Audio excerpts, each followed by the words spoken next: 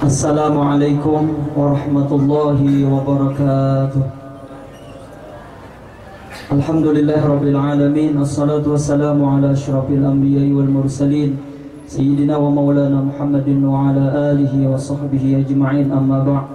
Yang kami muliakan Al-Mukarram Al-Habib Ali bin Abdul Aziz bin Jindan Al-Jindan yang datang dari Jakarta beserta saudara beliau Al-Mukarram Al-Habib Muhammad bin Abdul Aziz bin Jindan Al-Jindan, para alim ulama, guru-guru agama, hadirin wal hadirat jamaah peringatan Maulidur Rasul sallallahu alaihi wa alihi wasallam. Peringatan Maulid Nabi besar Muhammad sallallahu alaihi wa alihi wasallam yang bertempat di Musalla Al-Jihad hari ini Jumat tanggal 6 Rabiul Awal 1431 Hijriah 37 Hijriah bertepatan dengan tanggal 18 Desember 2015 Miladiah. Akan segera kita mulai dengan susunan acara sebagai berikut. Acara yang pertama, pembukaan. Marilah kita buka acara kita pada hari ini dengan bersama-sama membacakan suratul Fatihah. Untuk ini dipimpin oleh Al-Mukarram Al-Habib Ali bin Abdul Aziz bin Jindan Al-Jindan. Silakan. Ala hadhihi niyyah wa ala kulli niyyati salihah wa ila hadratin Nabi Muhammadin sallallahu alaihi wasallam bi syirril Fatihah. A'udzu billahi minasy syaithanir rajim. Bismillahirrahmanirrahim. Alhamdulillahi rabbil alamin.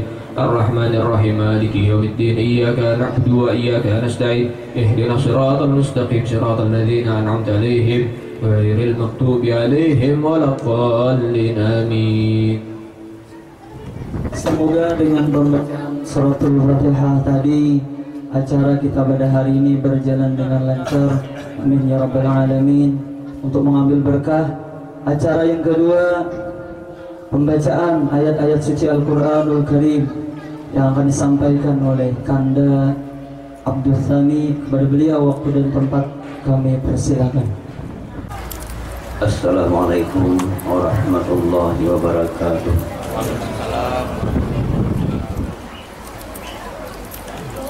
A'udzu billahi minasy syaithanir rajim.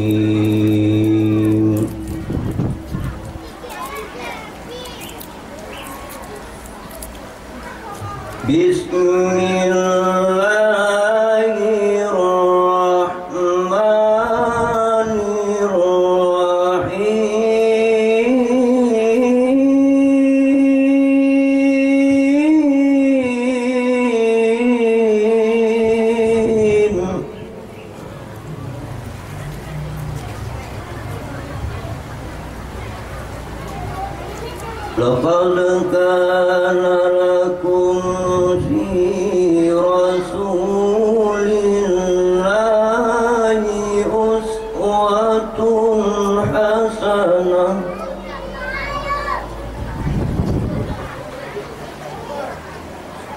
liman kana yarjullaha wal yawmal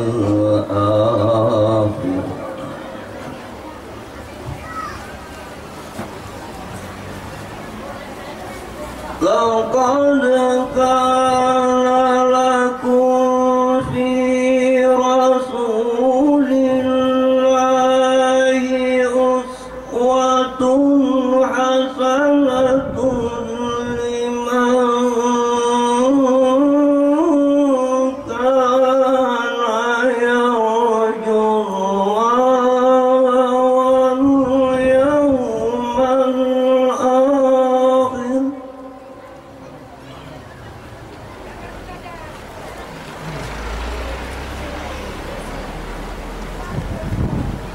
Liman kana yarjullaha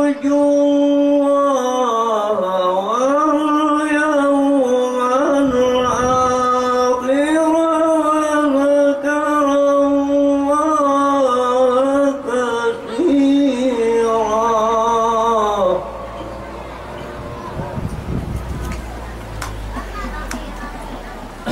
Walamma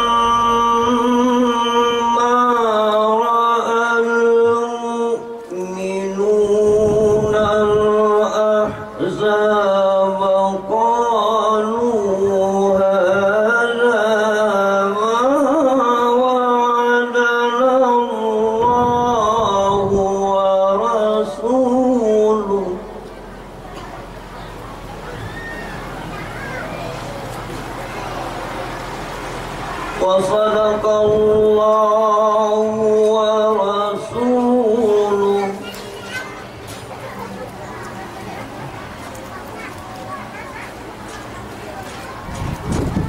Wa sadaqallahu wa rasuluhu wa ma zadahum illa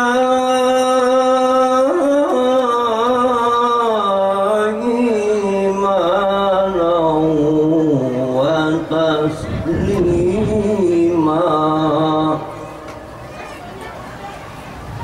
Wa ma zadahum illa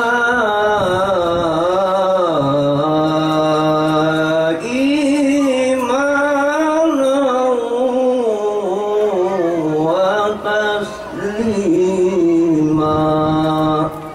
Sadaqallahul azim. Assalamualaikum warahmatullahi wabarakatuh. Ayat-ayat suci Al-Quranul Karim tadi, kita yang hadir pada hari ini mendapatkan limpahan rahmat dari Allah Subhanahu wa ta'ala. Amin ya rabbal alamin. Acara yang ketiga, sambutan atas nama panitia penyelenggara peringatan Maulid Nabi besar Muhammad sallallahu alaihi wasallam, sekaligus mewakili daripada pemerintahan Kepala Desa Batu Butuk. Untuk ini disampaikan oleh Ketua BPD Desa Batu Butuk. Waktu dan tempat kami persilahkan.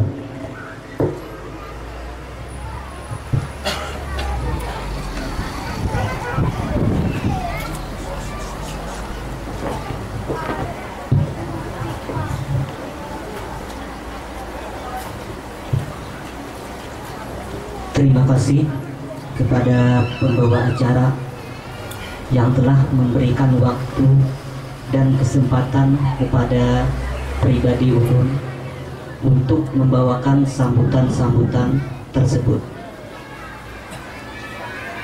Assalamualaikum warahmatullahi wabarakatuh. Alhamdulillahirabbil alamin. Wa bihi nasta'in ala umuri dunya waddin. Wassalatu wassalamu ala asrafil anbiya'i wal mursalin Sayyidina Muhammadin khatamin nabiyyin wa ala alihi wa sahbihi ajma'in. Amma ba'du. Yang kami hormati Bapak penceramah Al-Mukarram Habib Ali Al-Jindan yang datang dari Jawa Timur beserta rombongan. Yang kami hormati para alim ulama, tokoh-tokoh agama, dan tokoh-tokoh masyarakat. Puji syukur kehadirat Allah Subhanahu wa ta'ala atas segala nikmat yang diberikan kepada kita sehingga kita dapat berkumpul bersama dalam acara Maulid Nabi besar Muhammad sallallahu alaihi wasallam. Salawat dan salam tetap kami haturkan kepada junjungan kita Nabi besar Muhammad sallallahu alaihi wasallam yang telah melakukan perubahan revolusioner dari peradaban jahiliyah menuju ilmu pengetahuan, yakni ad-dinul Islam. Kami selaku panitia pelaksana mengucapkan ribuan terima kasih kepada para undangan atas kehadirannya. Tanpa kehadiran Bapak, Ibu, saudara sekalian, acara ini tidak akan dapat berjalan dengan lancar. Kami juga mengucapkan terima kasih kepada berbagai pihak yang telah membantu proses pelaksanaan Maulid Nabi besar Muhammad SAW baik yang berupa ide pikiran, tenaga maupun dana, terutama kepada semua jajaran panitia. Kami hanya bisa menengadahkan tangan kepada Allah Subhanahu wa Ta'ala. Semoga amal kebaikan Bapak, Ibu, saudara sekalian dibalas oleh Allah dengan balasan yang berlipat ganda. Amin ya rabbal alamin. Kami juga mohon maaf kepada para undangan di dalam memberikan fasilitas penghormatan, penyajian tempat, hidangan, serta hal-hal lain yang berhubungan dengan acara Maulid Nabi besar Muhammad Sallallahu Alaihi Wasallam. Hanya ini yang dapat kami lakukan demi untuk mensukseskan acara ini. Besar pula harapan kami, semoga acara ini dapat bermanfaat bagi kita semua, khususnya bisa mempererat tali silaturahmi di antara kita. Demikian apa yang dapat kami sampaikan. Apabila ada yang kurang sopan dalam bertutur kata dan berperilaku, kami mohon maaf yang sebesar-besarnya. Dan kami akhiri, wabillahi taufik wal hidayah. Assalamualaikum warahmatullahi wabarakatuh. Acara yang keempat yaitu acara inti ceramah agama yang akan disampaikan oleh Al-Mukarram Al-Habib Ali bin Abdul Aziz Al-Jindan bin Jindan. Kepada beliau waktu dan tempat sepenuhnya kami persilahkan. Diri apa duduk? Curang. Tadi yang sambutan pada duduk semua, Habib disuruh berdiri. Iya sudah, timbang dikeroyok.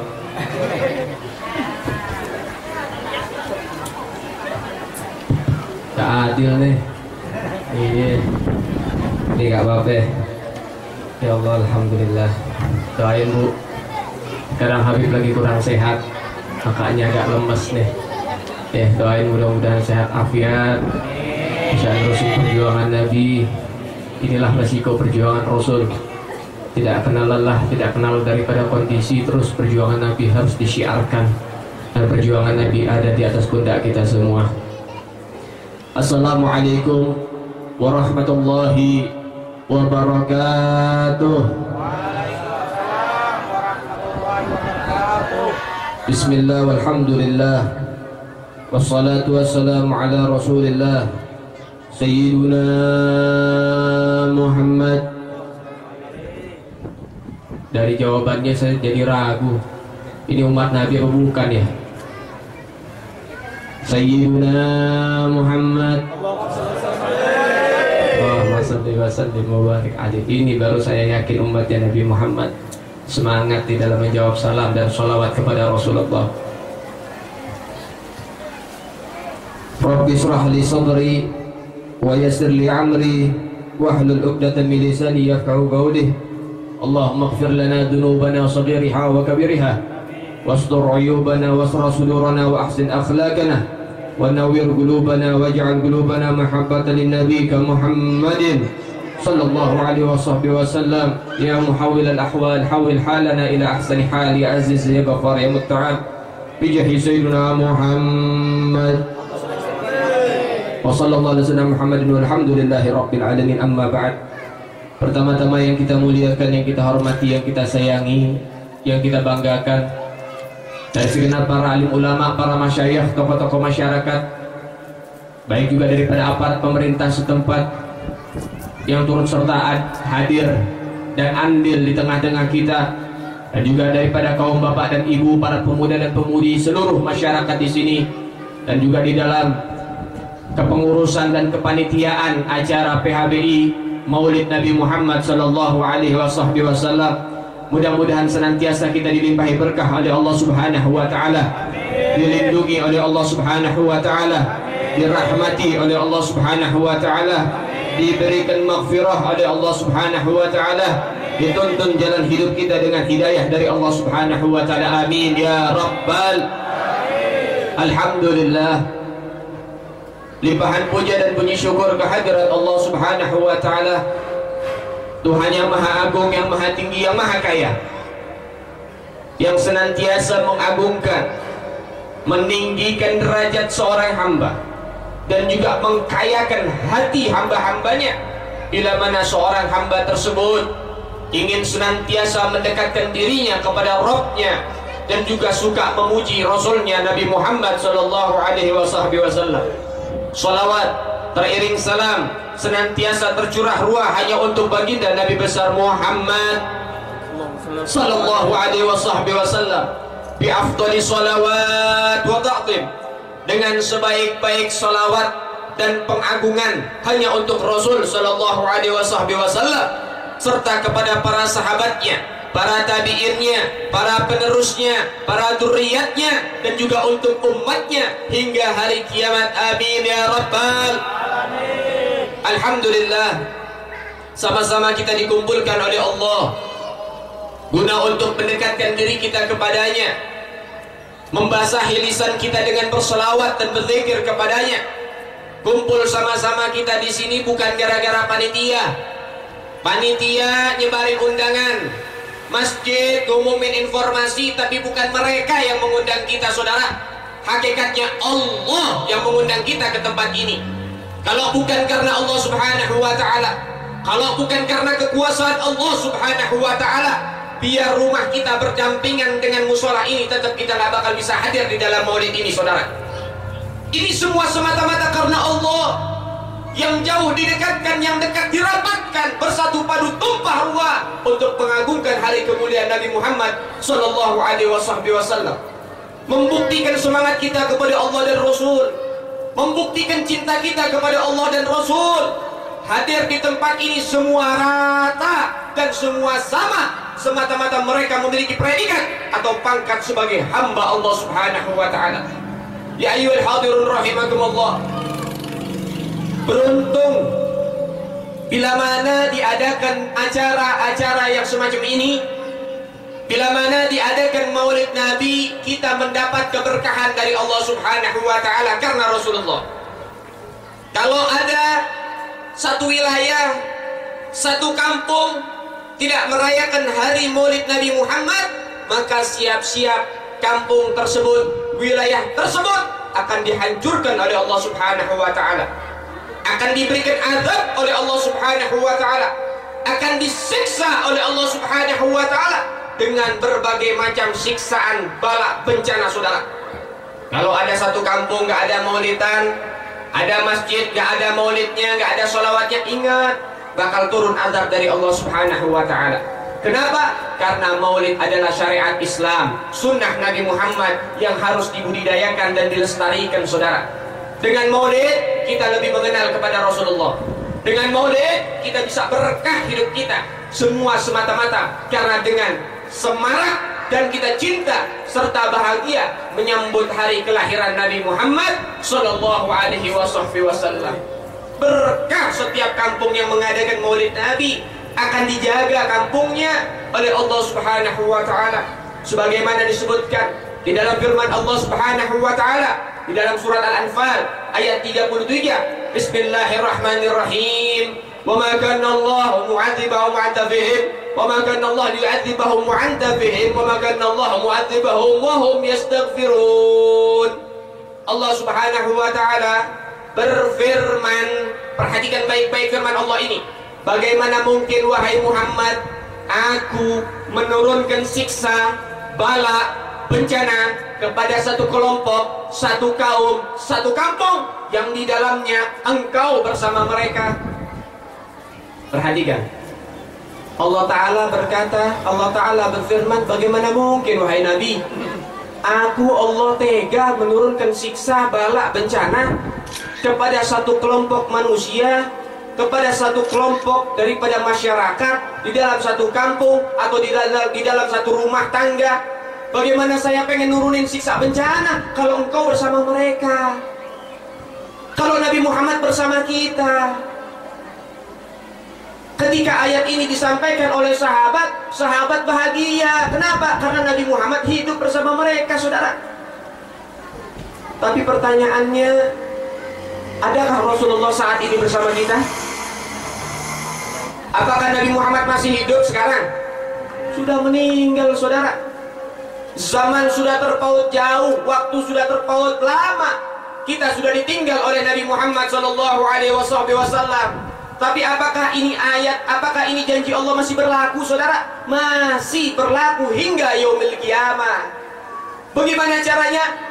Para mufassir mentafsirkan ayat ini dengan sebaik-baik penafsiran, dengan mengatakan wa anta fihim ay syariat Muhammadiyah hayyun ma'hum. Perhatikan kalimat wa anta fihim. Bagaimana mungkin Allah menurunkan siksa bala bencana kepada satu kaum, satu kelompok, satu masyarakat di dalam rumah tangga yang apabila Nabi Muhammad ada bersama-sama mereka? Tatkala Nabi Muhammad tiada, bagaimana menciptakan Nabi Muhammad ada bersama kita dengan menjalankan syariat Nabi Muhammad? Itu membuktikan Nabi Muhammad hidup di sekeliling kita, di sekitar kita, di sisi kita. Faham? Faham nggak ini? Apa kecepatan? Apa bahasanya pakai bahasa Portugis ini? Pengen pakai bahasa Jerman? Hah? Begini, saudara, Allah tidak akan menurunkan bala, bencana, siksaan, azab, kemurkaan kepada orang-orang yang menjalankan syariat Nabi, sunnah Nabi, kewajiban dan juga Islam. Itu intinya. Nabi Muhammad telah tiada. Bagaimana untuk membuat Nabi Muhammad hidup bersama kita? Yaitu dengan cara menjalankan sunnahnya. Itulah patokan Nabi Muhammad saat ini hidup bersama kita, saudara. Waktu tidak menjadi patokan dan pemutus Nabi Muhammad meninggalkan kita. Tak ada jasad, bukan patokan Nabi Muhammad tidak ada di sekitar kita. Tapi sesungguhnya Nabi Muhammad terus hidup di dalam hati para pencinta-pencintanya yang mereka senantiasa menjalankan sunnah-sunnah Nabi Muhammad SAW. Janji Allah, kalau kita menghidupkan maulid, ini syariat Nabi, saudara. Nabi maulid dengan menjalankan puasa. Kita maulid dengan bersolawat. Kedua-duanya ibadah di sisi Allah Subhanahu wa ta'ala. Bukti bahwa kita bersyukur dijadikan umat Nabi Muhammad. Allahumma salli wa sallim. Kalau kita pengen aman dari siksa, dari bala, dari bencana, hidupkan sunnah-sunnah Nabi. Nabi sunnahkan kita untuk maulid, Nabi sunnahkan kita untuk sholawat, Nabi sunnahkan kita untuk menjaga ukhuwah, Nabi sunnahkan kita untuk saling bertegur sapa, Nabi sunnahkan kita untuk menjawab salam, Nabi sunnahkan kita untuk menyebar salam. Nabi Muhammad juga memberikan penyunahan dan juga memberikan sunnah kepada kita untuk saling berkasih sayang, saudara. Inilah ajaran Rasul yang harus kita hidupkan di rumah-rumah tangga kita. Allah Ta'ala kalau ngirim bala bencana bukan dikirimin gempa bumi saja, bukan tanah longsor aja, bukan puting beliung saja, tapi termasuk dari siksaan Allah, termasuk dari bala bencana, rumah tangganya dihancurkan, saudara. Istri membangkang dari suami, suami boleh kepada istri, anak durhaka kepada kedua orang tua. Ini juga salah satu daripada apa? Siksaan dari Allah Subhanahu wa ta'ala. Apa penyebabnya? Karena kita jauh dari Rasul, karena kita nggak mau menghidupkan Nabi, karena kita nggak mau meneruskan jalan Nabi, karena kita sudah tidak cinta lagi kepada Nabi, saudara. Perbaiki. Termasuk juga di dalam siksaan, ujian, bala dan bencana apa? Yang cari rezeki, yang lagi kerja susah dapat duit, yang lagi usaha ditipeng, tahu ditipeng, dibohongin, ditipu, buka usaha ditipu orang, akhirnya ninggalin utang. Apa penyebabnya? Jauh dari Nabi. Waktu punya duit lupa sama Allah sama Rasul. Jiran miskin, ya Allah, saya tidak sanggup miskin, ya Allah. Waduh. Waktu sulit nangis sama Allah, ya Allah, Engkau maha pemaaf, maafkan hamba ya Rabb, dulu hamba lupa. Ini penyakit manusia. Terkadang manusia sekarang ini masih minta disiksa oleh Allah. Kalau nggak kepengen hidup sulit, kalau nggak kepengen hidup susah, buru-buru kembali kepada Allah. Lebih baik mencegah daripada mengobati. Lebih baik mencegah daripada mengobati. Sebelum Allah kirimkan siksa kepada kita, lebih baik kita tolak bala itu. Kita tolak siksa Allah dengan apa? Jalankan syariat Nabi Muhammad sallallahu alaihi wasallam. Ayo, kullukum ra'in wa kullukum mas'ulun an ra'iyatihi. Setiap orang di antara kalian adalah pemimpin, dan setiap pemimpin akan diminta pertanggungjawabannya oleh Allah Subhanahu wa taala. Suami memimpin rumah tangganya, memimpin anak dan istrinya. Lihat anak dan istrimu, sudahkah berjalan di jalannya Nabi Muhammad? Lihat anak dan putrimu, sudahkah mereka menjalani syariat Rasulullah dengan menutupi aurat mereka? Kamu nanti yang akan bertanggung jawab, wahai para suami-suami, di hadapan Allah Subhanahu wa taala. Perhatikan anak dan istrimu. Kalau kamu ahli ibadah, kamu ahli sujud kepada Allah, bahkan kalau bisa namamu sudah terukir di pintu surga. Kalau anak dan istrimu durhaka kepada Allah, kamu akan ditolak oleh surga dan dimasukkan ke dalam neraka. Na'udzubillah. Ayo saudara, lihat kembali anak dan istrinya. Yang istri kalau sudah jadi yang soleha, lihat suaminya. Ingetin suaminya, Pak, jangan suka main judi. Pak, jangan suka minum-minuman keras. Pak, jangan suka dangdutan. Pak, jangan suka maksiat. Kembali kepada Allah. Mati, kematian ini pasti datangnya, tapi misteri kedatangannya. Semua orang kalau ditanya pasti mati nggak? Pasti. Tahu kamu Fir'aun? Fir'aun itu umurnya 500 tahun. Umurnya 500 tahun, nggak pernah sakit. Fir'aun itu nggak pernah sakit, seumur hidupnya nggak pernah flu, nggak pernah batuk. Jadi kalau ada miosep sama obat komik nggak laku, Panadol nggak laku kalau zaman Fir'aun, nggak kebeli sama Fir'aun. Iya, kenapa nggak pernah sakit? Pangkatnya tinggi sebagai raja, hartanya banyak. Dia punya sepatu aja dari emas, saudara. Itu Fir'aun. Tapi saya pengen tanya, sekarang masih hidup gak? Sekarang masih hidup ya? Mana yang tetanggaan sama Fir'aun? Sudah mati Fir'aun. Biar umurnya panjang 500 tahun juga, kalau sudah dicabut ruhnya oleh Allah, mati. Nggak ada yang abadi di dunia ini. Biar kamu orang paling sakti lagi, ditusuk gak bisa, ditembak pelornya jatuh, iya, dibacok gak mampan, tetap kalau udah waktunya mati bakal Boleh kamu jago main pukulan, boleh kamu jago main silat, jago main ilmu-ilmu, tapi kalau sudah musuhnya malaikat Israel mau ngomong apa? Dia mau main silat, dicolok sama malaikat Israel, mati saudara. Maka oleh sebab itu, perhatikan, kematian itu pasti datangnya, namun misteri kedatangannya. Datangnya nggak tahu kapan. Yang muda bakal mati, yang tua juga bakal mati. Laki bakal mati, perempuan juga akan mati. Dan ingat, mati tidak ada yang namanya usia. Kadang umur 2 tahun meninggal dunia, kadang baru lahir ke dunia sudah meninggal lagi. Kadang yang tua juga bakal mati, saudara. Habib Muntir 40 tahun meninggal dunia. Iya, Habib Muntir umur 40 tahun meninggal dunia. Ponori umur berapa? 60 lebih. Duluan siapa? Habib Muntir, saudara, yang 40 tahun. Artinya usia tidak jadi patokan. Jadi jangan merasa saya masih muda, Beb. Umur saya baru 37 tahun, Beb, masih panjang. Wah, belum tahu kalau malaikat Israel lagi main ke kampung. Dicabut satu-satu. Jadi begitu, jangan sombong, saudara. Maka oleh sebab itu, dengan hikmah Maulid Nabi Muhammad sallallahu alaihi wasallam, mari kita rubah keadaan kita. Ambil keberkahan dari Maulid. Mudah-mudahan kita menjadi hamba yang lebih baik lagi, menjadi hamba yang diridhai oleh Allah, menjadi hamba yang dirahmati oleh Allah.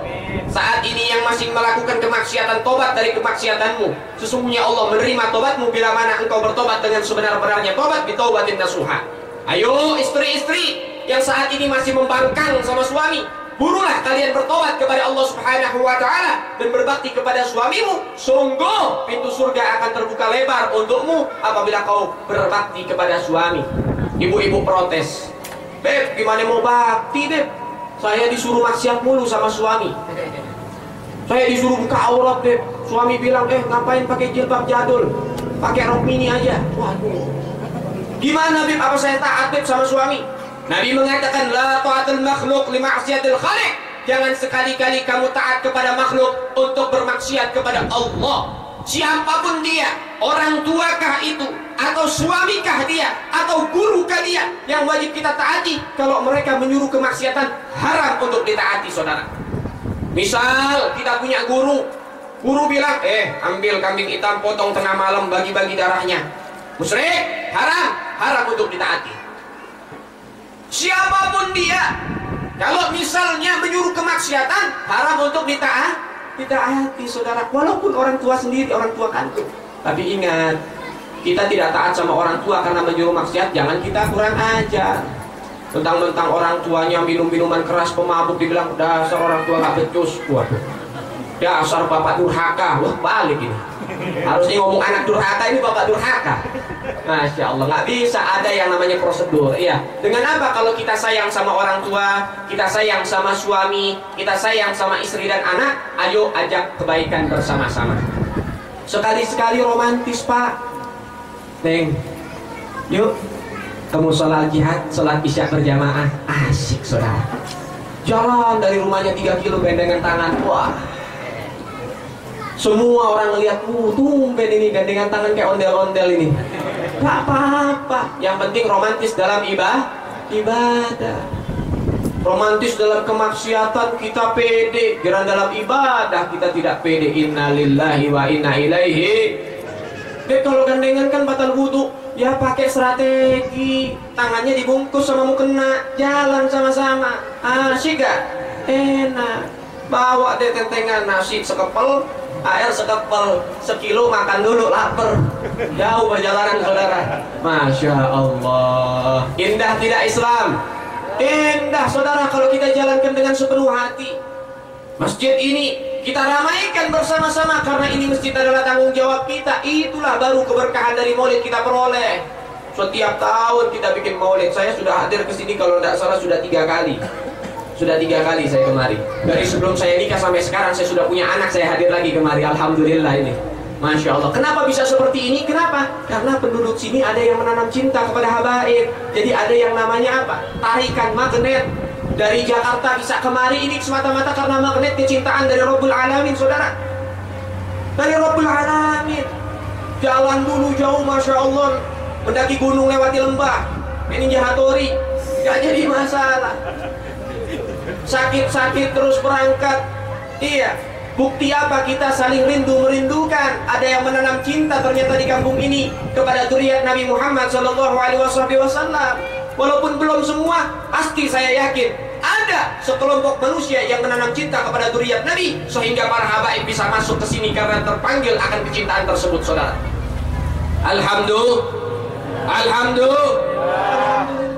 Kalau sekampung pada cinta sama habaib, saya yakin mau habaib siapa, dia bakal mampir ke sini, saudara. Habib Jindan bakal datang ke sini. Habib Ahmad Al-Habsyi yang di TV bakal nyampe ke sini. Kalau sekampung cinta sama habaib, saudara, sama para habaib, insya Allah mereka akan terpanggil dengan kecintaan. Kalau semata-mata kita pengen panggil gara-gara materi, wah berat, saudara. Ongkos bensin dari rumah ke airport. Habis itu dari airport ongkos pesawat. Ongkos pesawat makan dulu di bandara. Udah gitu makan di bandara sampai di Spinggan atau sampai di Banjar. Jalan ongkos bensin lagi, saudara.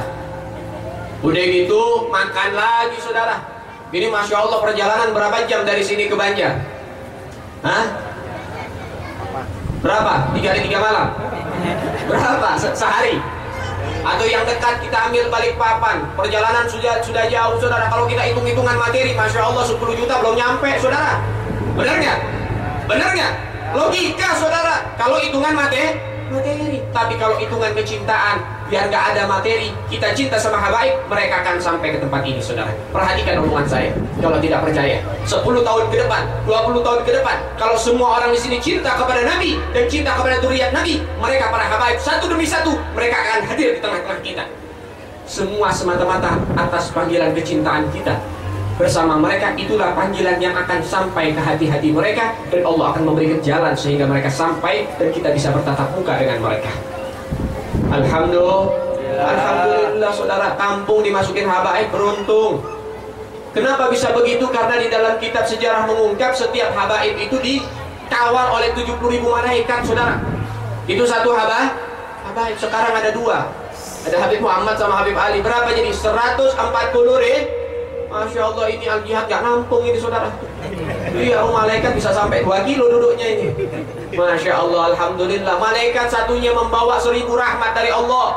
Alhamdulillah lagi banjir dengan rahmat. Maka oleh sebab itu, mari sama-sama kita agungkan, ambil keberkahan daripada maulid Nabi Muhammad Sallallahu Alaihi Wasallam. Insya Allah kita tidak keluar dari tempat ini melainkan Allah meridhai kita, merahmati kita, dan juga memberikan maghfirah kepada kita. Amin ya Rabbal Alamin. Tapi rugi, saudara, rugi, celaka, sial orang yang gemar maulid tapi nggak dapat berkah. Hadir maulid di masjid sana ikut, maulid di masjid ini ikut, maulid di situ ikut, tapi nggak dapat berkah. Kenapa? Karena hadir cuma ikut-ikutan, nggak ambil faedah, nggak ambil nasihat, nggak dengerin tausiah, saudara. Nyari pojokan tausiah. Ngapain? Nah itu sudah, saya nggak ngomong ya. Kadang-kadang rokok sensitif, iya. Asapnya dibikin 0. Sudah nggak tahu, sudah mau tahu siapa masa bodoh sudah. Waduh, panjang, saudara. Setengah jam nariknya aja. Udah nariknya panjang lama, dikeluarinnya pelan-pelan. Asik. Dinikmatin, saudara, rokoknya. Nikmat tidak? Ini bagi yang rokok saya pengen tanya, kalau rokoknya dinikmati, nikmat gak? Nikmat gak? Jawab aja nggak apa-apa. Nggak ditin sama nikmat gak? Nikmat. Kalau nggak nikmat nggak bakal beli lagi. Benar nggak? Dinikmatin rokoknya. Allahu Akbar. Serasa surga milik bapak-bapak semua. Wah, asik, saudara, kalau orang ngerokok. Asik. Saya nggak ngerokok tapi dengar cerita-cerita dan juga ngelihat dari gelagat-gelagat. Kalau orang sudah pusing, utang banyak, nggak bisa bayar utang, ngerokok. Kayak orang paling kaya, saudara. Asik. Iya. Sebatang habis, gak dapat informasi dan gak dapat inspirasi, ambil lagi sebatang. Habis sebungkus, cari bungkus temannya. Iya, sudah biasa. Kalau sesama bapak-bapak harus join. Kalau nggak join bukan friend namanya, bukan teman namanya. Harus berbagi sebatang demi sebatang, ya. Iya. Merokok lagi. Waduh, itu di pundak rasanya tidak ada beban. Bener Pak? Bener Pak? Wah, inspirasi jalan, otak jalan. Wah, abis ini saya pengen kesini. Wah, rasanya nyaman. Istri ngomel-ngomel terus, ambil rokok. Waduh, istri rasanya yang tadinya lagi marah-marah, kayak lagi nyanyi dangdut, saudara. Udah suami dengernya, wah lagi nyanyi dangdut. Wah, terus, Masya Allah, cakep ini. Itu padahal lagi ngomel, gara-gara rokok berubah, saudara. Bener nggak? Ini logika aja kita bicara, bener nggak? Tuh hebatnya rokok. Kalau dinikmatin, kalau diresapin, kalau dirasain, maka apa? Jadilah hal-hal yang indah. Betul tidak? Betul tidak? Tapi pertanyaannya, saudara, kok kita bisa meresapi rokok, bisa membuat indah kehidupan kita? Kenapa kita nggak bisa meresapin sholawat? Kita kok nggak bisa meresapi daripada maulid Nabi? Hadir kemana-mana, tapi kok nggak ada perubahan? Hati kita gelisah dan gelisah, saudara. Kenapa? Karena nggak kita resepin. Benar nggak? Benar nggak? Ayo jujur-jujur saja, saudara. Ini kita ambil ibrah, pelajaran dari rokok. Rokok ini punya hikmah. Makanya Bapak jangan berhenti ngerokok, Pak. Bahaya kalau berhenti ngerokok. Ekonomi negara bisa anjlok, Pak. Jangan berhenti ngerokok. Rokok yang banyak, Pak. Kalau rokok nggak ada, rokok teman ambil sudah. Jadi begitu, saudara. Kalau rokok saja yang satu batang bisa membuat kehidupan kita lebih indah, inspirasi jalan, kenapa sholawat kepada Nabi Muhammad tidak bisa? Apa rokok itu lebih afdol dari sholawat? Apa rokok itu bisa memasukkan ke dalam surga, sholawat nggak bisa? Ayo kita main di dalam logika kita. Coba kalau istri lagi ngomel, baca sholawat. Ya Rabbi salli ala Muhammad, Ya Rabbi salli alaihi wasallim. Diresapin itu sholawat. Istri yang lagi ngomel juga langsung berubah. Ya Rabbi salli. Ikut, saudara. Asik gak? Iya. Kalau rokok coba, istrinya lagi ngomel, dia ngerokok. Indah buat sendirian, tapi nggak ngasih solusi. Terus istrinya ngomel, dasar suami bisanya ngerokok doang, nggak bisa ngasih duit, gini, panci bolong, daster bolong. Semua yang bolong-bolong diungkit, saudara. Kalau lagi ngamuk tuh, bener nggak? Terus biar rokok habis 10 bungkus lagi, kalau perlu sepabrik dihabisin ngerokok itu. Tetap yang namanya istri kalau lagi ngamuk nggak berhenti, bener nggak? Nggak ngasih solusi. Coba, karena sekampung sudah suka sholawat, sudah cinta sama Nabi Muhammad, istri lagi ngamuk, ya Rabbi sholli ala Muhammad. Istri bingung, waduh, nggak dijawab, kagak cinta sama Nabi, dijawab lagi emosi. Udah sudah, sholawatan bareng-bareng, nikmat tidak? Alhamdulillah ada solusi dengan sholawat. Coba nanti dipakai ya, enak. Anak minta duit jajan ngerok-ngerok, Pak minta duit jajan sekolah SPP, sholawat sudah, ya Rabbi sholli. Iya, nggak apa-apa sudah. Insya Allah berkah, nanti Allah kirimin rezeki. Iya, orang lagi utang, ngomel-ngomel, sholawat sudah, ya Rabbi sholli ala Muhammad, ya Rabbi sholli. Nggak apa-apa sudah. Baik, berkah. Percaya tidak dengan berkah? Saya pengen tanya sekarang, Bapak percaya tidak sama berkah? Ibu percaya tidak sama berkah? Ini percaya semua terpaksa kayaknya. Iya, jawabnya nggak kompak, nggak serempak. Percaya tidak sama berkah? Percaya.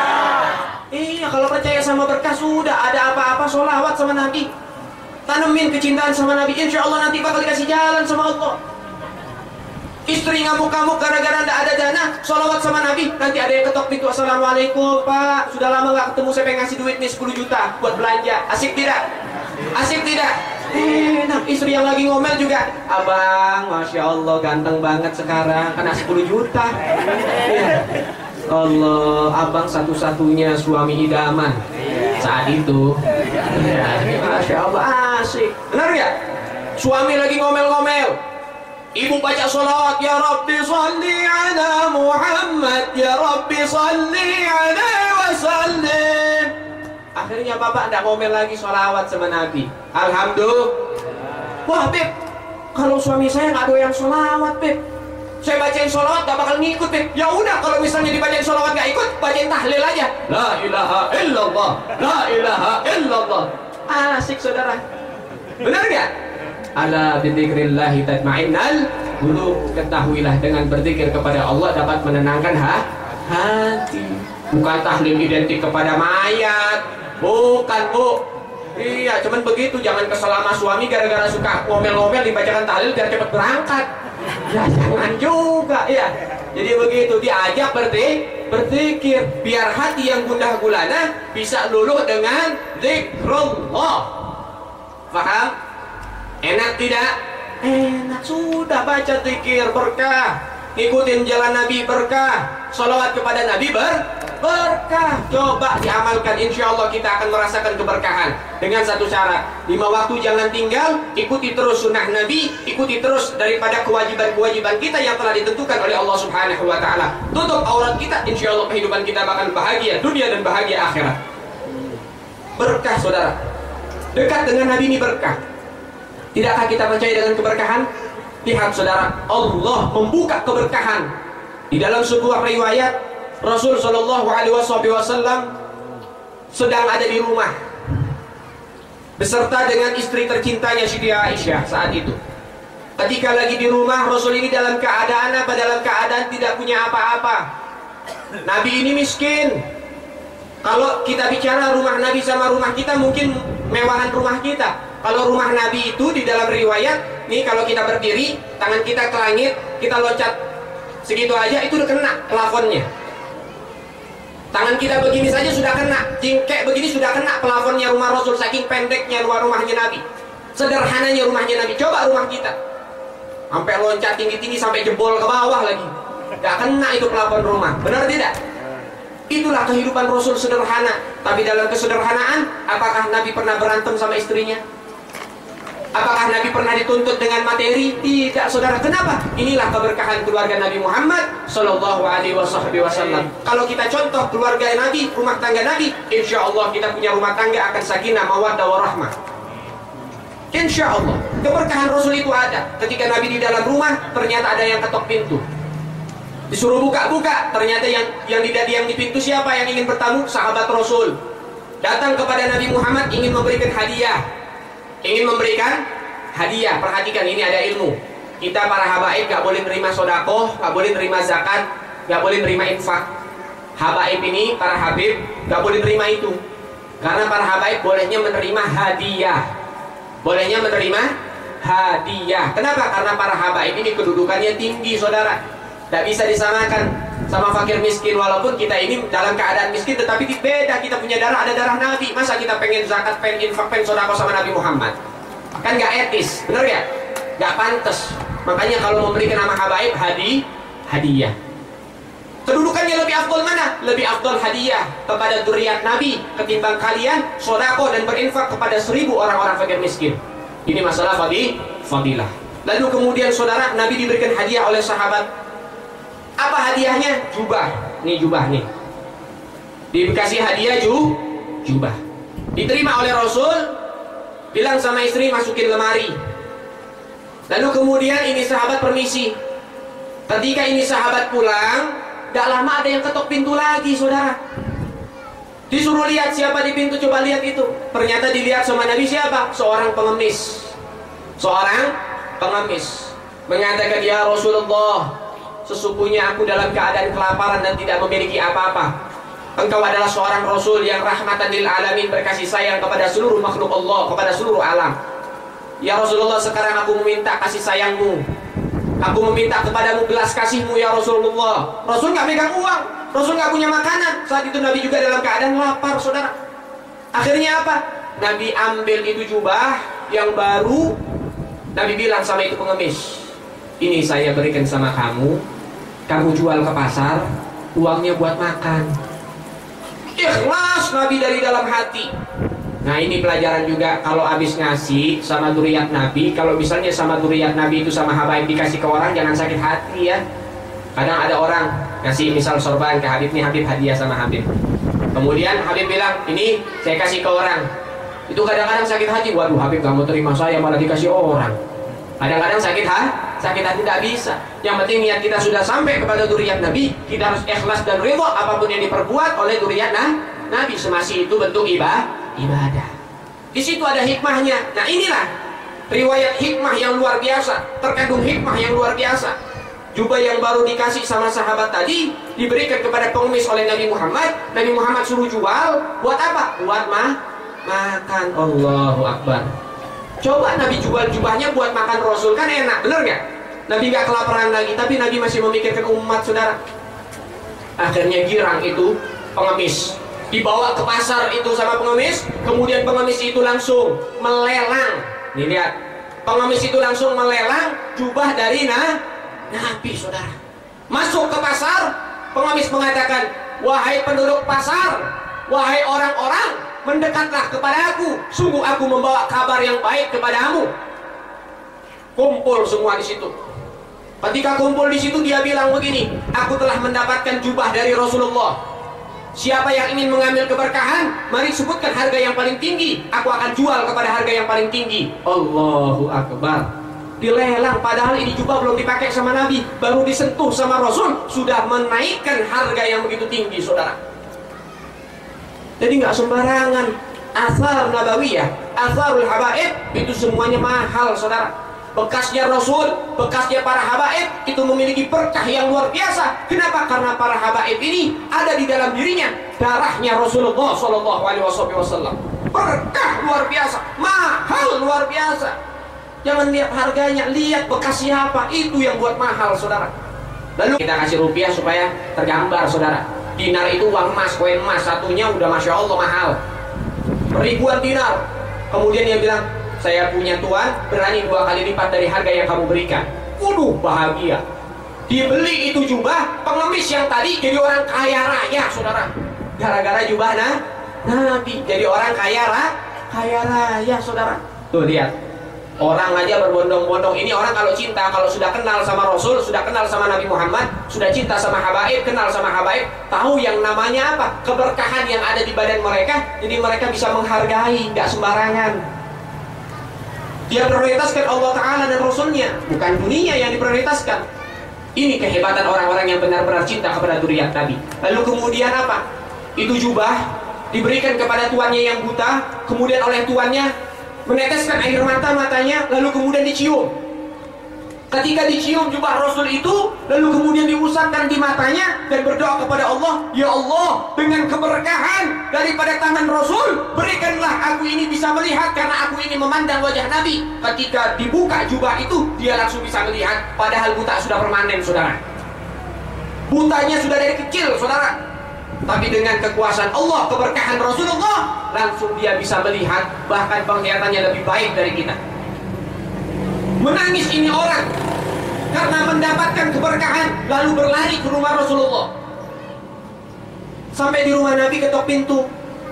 Nabi bilang, "Nih siapa lagi yang ketok pintu?" Tadi yang pertama sahabat, yang kedua pengemis. Di hari yang sama ada lagi yang ketok pintu. Diketok pintu, dilihat, bukakan. "Ya Rasulullah, ada tamu, pengen ketemu dengan engkau."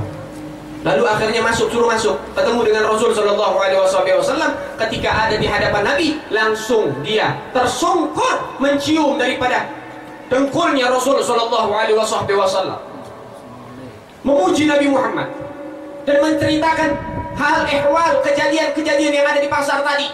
"Ya Rasulullah, sesungguhnya aku datang kemari ingin memberikan hadiah, yaitu jubah. Yang mana ini jubah? Aku beli dari pengemis dengan harga yang paling tinggi, dan saat ini pengemis itu menjadi orang yang kaya raya. Yang mana ini jubah katanya adalah milikku dan aku kembalikan lagi kepadamu." Allahumma sholli wa sallim. Ini keberkahan yang nyata. Kemudian Nabi mengambil, Nabi terima lagi itu jubah. Kemudian ini orang pamit pulang, sudah memberikan hadiah kepada Nabi, ingin membahagiakan Rasul. Pulang ini orang yang tadinya buta sudah bisa melihat. Lalu kemudian Nabi mengatakan, dan Nabi berkata kepada istrinya Siti Aisyah, mengatakan apa? "Wahai istriku, lihatlah keberkahan yang Allah berikan. Jubah ini telah menyembuhkan orang yang buta, mengkayakan orang yang miskin, dan saat ini jubah kembali lagi ke tanganku." Allahu Akbar. Allahumma shalli wa sallim wa barik alaihi wa alihi wa sahbihi. Allahu Akbar. Jubahnya Nabi bisa jalan balik lagi ke rumah Rasul dan menebar kebaikan-kebaikan. Ini berkahnya Nabi Muhammad. Berkah itu ada, saudara. Kita juga kalau maulid bakal merasakan keberkahan. Apa berkahnya? Pertama, ekonomi kita akan terbuka, rezeki bakal datang aja. Yang kedua, rumah tangga kita bakal bagus, bakal rapi, bakal indah. Yang ketiga, semangat ibadah kita akan memuncak, sholat 5 waktu gak akan ditinggal. Ini berkah kalau kita ikut maulid Nabi. Nah, lihat sekarang, kalau misalnya kita lihat, kalau kita pengen tahu saya ini maulid dapat berkah apa enggak, coba lihat rumah tangga kita tambah rapi apa tidak, anak kita tambah baik apa enggak, sholat kita tambah bagus apa tidak. Kalau itu bagus, berarti kita dapat keberkahan. Kalau belum bagus, berarti belum dapat berkah. Biar ikut maulid kemana-mana. Kenapa? Pertama, penyakit hati, saudara. Ikut maulid Nabi, bengong. Yang lain sholawatan, bengong. Nggak bisa sholawatan, nggak bisa ikutan sholawatan. Kemudian salam, ada yang salam, bengong. Kaget sama yang namanya salam. Ketika mendengar nama Nabi nggak sholawat, bengong. Dikit lagi kesampet ini. Itu nggak dapat berkah. Kenapa? Hatinya nggak terbuka. Kalau hatinya terbuka, mendengar nama Rasul, spontan dia akan menjawab, "Allahumma sholli wa sallim wa barik alaihi." Pasti dia akan mengeluarkan suara. "Beb, saya jawab kok salawat sama Nabi, tapi dalam hati." Gak boleh. Kenapa gak boleh untuk saat ini? Kalau dalam acara semacam ini, keluarkan suara kalian. Sehingga apa? Menjadi pengingat buat teman sebelahnya. Sehingga apa? Temannya yang tadi gak jawab salam, jadi jawab salam bareng-bareng. Jadi serempak menjawab salamnya. Itulah adanya dakwah Nabi Muhammad. Betul, jawab salam dalam hati juga bisa, tapi lebih afdol jawab dengan mulut dan hatimu. Kenapa? Karena mengingatkan teman sebelahnya supaya semangat. Jangan malu mengeluarkan suara.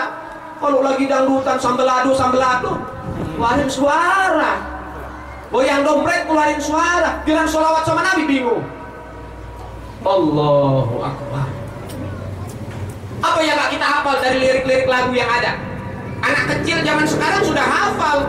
Mau lagu apa? Iwa PY, hafal. Padahal bahasa Jawa. Bener gak? Mau lagu apa dangdut? Banyak yang hafal. Anak-anak muda lagu band banyak yang hafal. Bener gak? Tapi saya pengen tanya, nanti pulang ke rumah tanya sama anaknya, sudah hafal sholawat yang mana? Sudah hafal syair yang mana? Itu yang harus kita tanyakan, saudara. Ajak kita punya suami, anak dan istri kita untuk senantiasa menghafal sholawat-sholawat. Disitulah letak keberkahan yang memang nampak dari Nabi Muhammad dan dari Allah Subhanahu wa Ta'ala. Ayo saudara-saudara yang dimuliakan oleh Allah, saya mengajak diri saya yang banyak dosa, dan saya mengajak antum semua yang insya Allah diridhoi oleh Allah Subhanahu wa Ta'ala. Jangan sampai kita ikut keliling maulid kemana-mana nggak dapat berkah. Sayang, cuma dapat capek doang, sayang. Ayo dari sekarang, selepas acara ini, mudah-mudahan Allah menanamkan hidayah di dalam hati kita satu persatu. Syaratnya apa? Bukti kalau Allah memberikan hidayah kepada kita, berubah jadi orang yang lebih baik lagi. Yang suka ninggalin sholat, sekarang waktunya kita kerjakan sholat dengan baik dan rapi.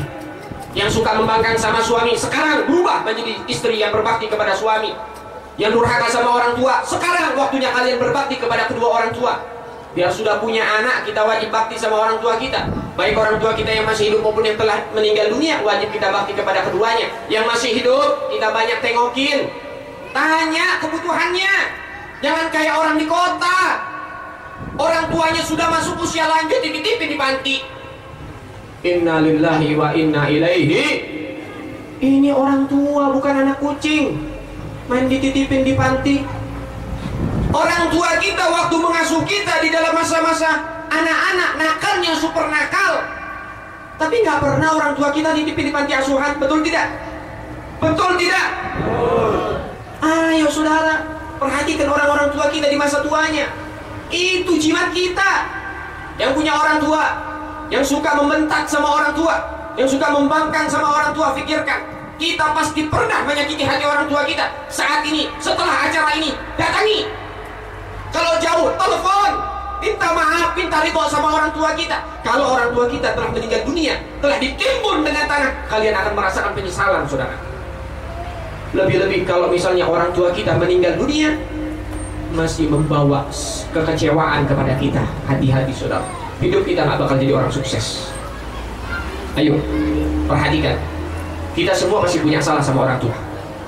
Setelah acara ini, temui orang tua kita, cium tangannya, cium keningnya, sebelum nanti orang tua kita akan menghadap kepada Allah Subhanahu wa Ta'ala dan kita sudah terpisah, tidak bisa mencium tangan dan keningnya lagi. Masa-masa tuanya, baktilah kalian kepada dia, sering-sering tengokin. Lihat, perhatikan orang tua kita. Orang tua kita tidak pernah mengeluh saat merawat kita. Kok kita mengeluh saat merawat orang tua kita? Dititipin sana, dititipin sini, digilir orang tuanya.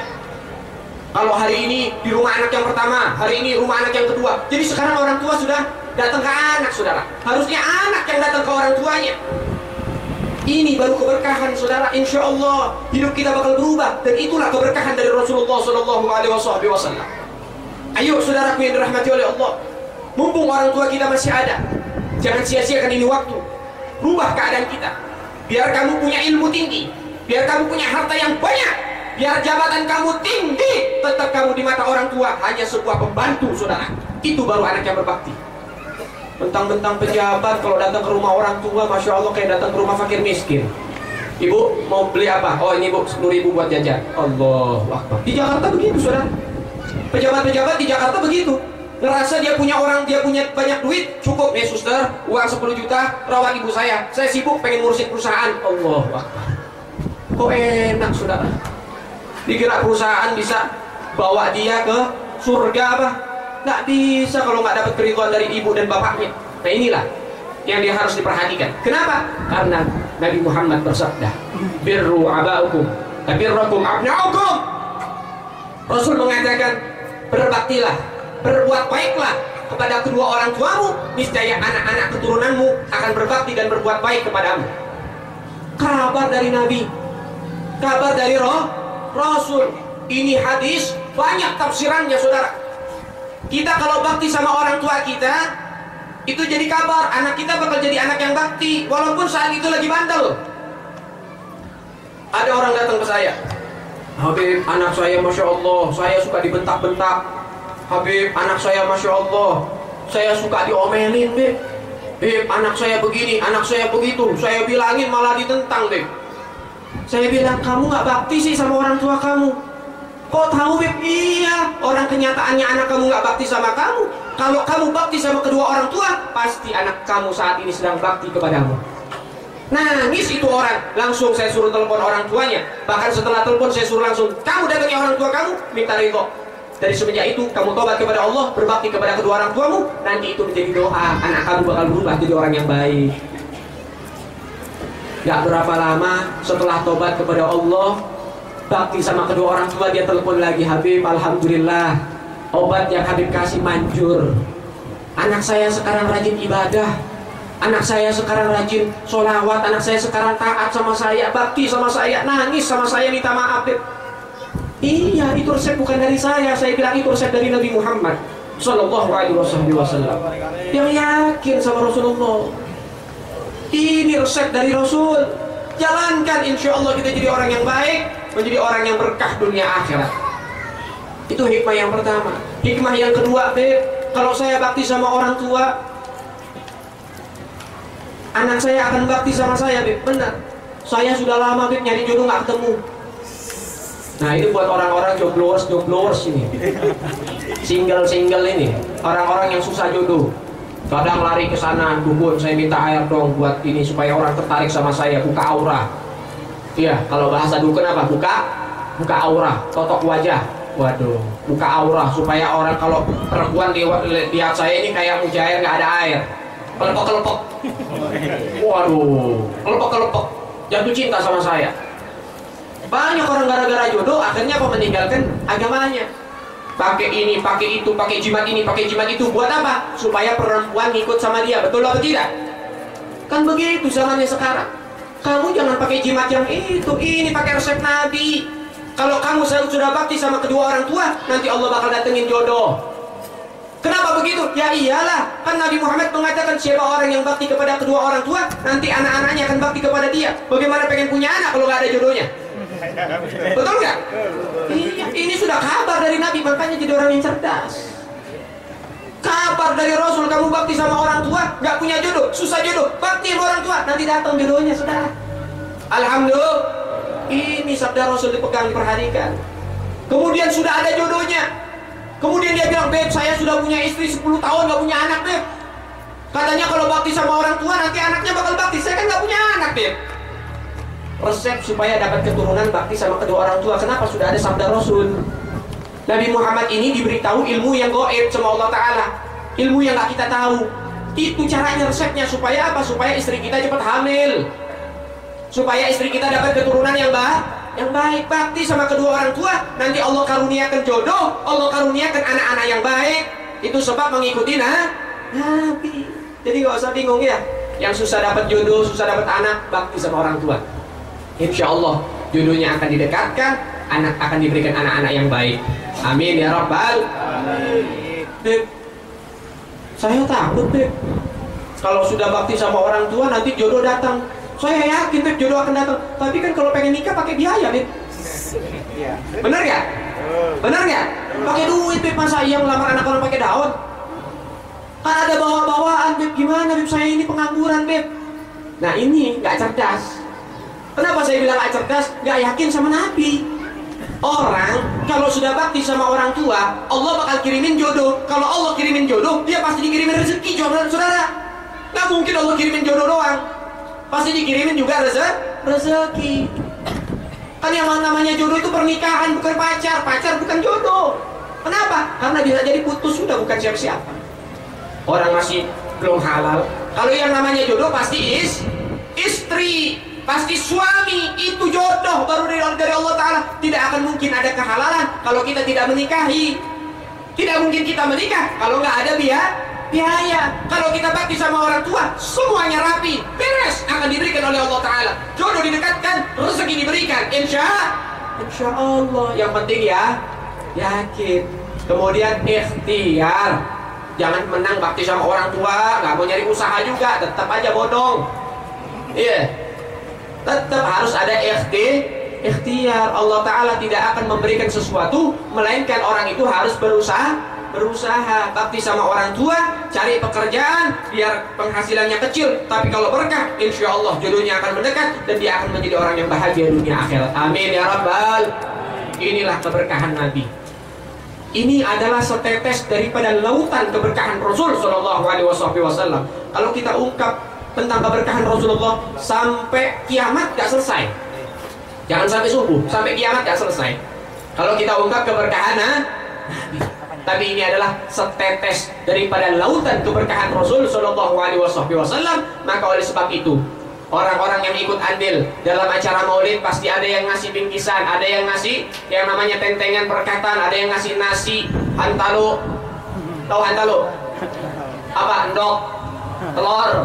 Iya, yang ngasih telur nih, saya pengen ngasih telur buat maulid, saya pengen ngasih aqua 1 dus buat maulid, nanti bakal diganjar sama Allah Ta'ala, rezekinya diberikan yang baik dan diberikan yang terbaik oleh Allah Subhanahu wa Ta'ala. Gak ada yang rugi bagi orang yang menyumbang untuk maulid. Insya Allah kita mendapat keberkahan dari Nabi Muhammad. Amin ya Rabbal. Yang pasti kita minta saat ini apa? Yaitu kekayaan dari Allah Subhanahu wa Ta'ala. Kekayaan apa? Kekayaan iman, kekayaan taqwa, kekayaan cinta kepada Allah dan Nabi Muhammad, serta kekayaan cinta pula kepada zuriat Nabi Muhammad. Maka dengan itu insya Allah Allah akan memberikan kekayaan-kekayaan yang lain, baik kaya dunia maupun kaya akhirat. Amin ya Rabbal alamin. Ayyuhal hadur rahimakumullah. Beruntung bagi orang yang telah mendapatkan keberkahan Nabi, maka mudah-mudahan kita juga mendapat keberkahan dari Nabi Muhammad. Amin ya Rabbal alamin. Ayyuhal hadur rahimakumullah. Sebelum saya mengundurkan diri, saya mengajak insya Allah majlis yang saya bina, majlis yang saya asuh di Kota Bekasi, Jakarta, tanggal 9 April 2016 akan mengadakan Maulid Akbar, Maulid Nabi Muhammad Shallallahu Alaihi Wasallam. Kita sudah menjalankan Maulid sudah 4 tahun, artinya sudah 4 kali. Dan tanggal 7 Februari, tanggal 23 Mei kita sudah menjalankan itu Maulid.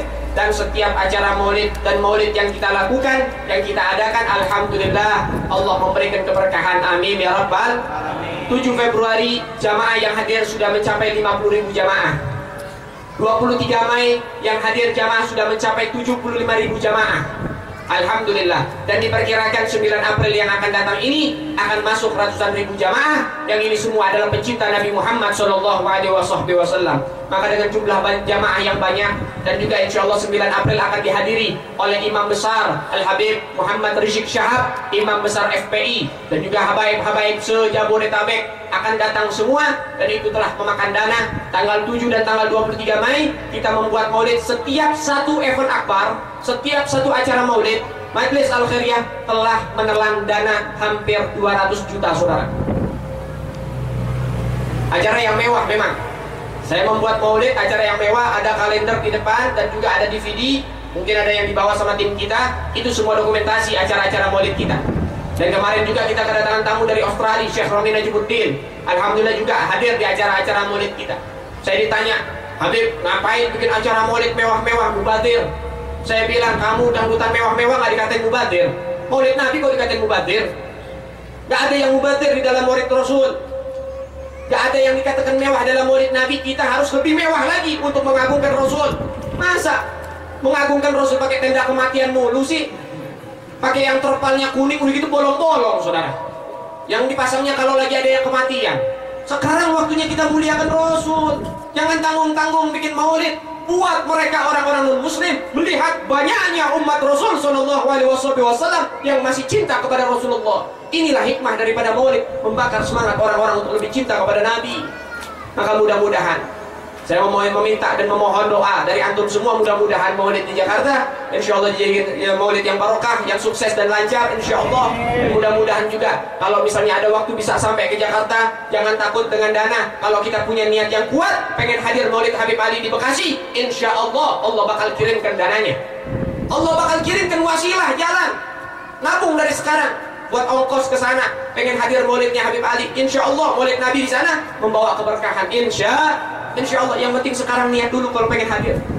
Kalau misalnya tidak bisa hadir, doa. Pengen nyumbang, jadi masalah. Ahlan wa sahlan, kita buka pintunya. Ini maulid buat umatnya Rasul. Dan kitalah umat Nabi Muhammad. Dan jangan melihat nominal. Nabi nggak melihat nominal. Nabi nggak melihat yang namanya angka. Kamu kasih 10.000 buat maulid Nabi, itu lebih afdol, lebih berharga buat Rasulullah dibanding orang ngasih 1 juta tapi sombong. Nyumbang 1 juta minta diumumin 3 masjid. Bapak Fulan bin Fulan menyumbang 1 juta rupiah untuk maulid Nabi. Masjid Al-Jihad, musola Al-Jihad ngumumin.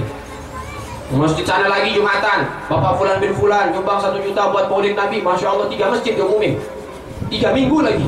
Allahu Akbar, pengen cari nama nggak nyari ridho Allah. Innalillahi wa inna ilaihi.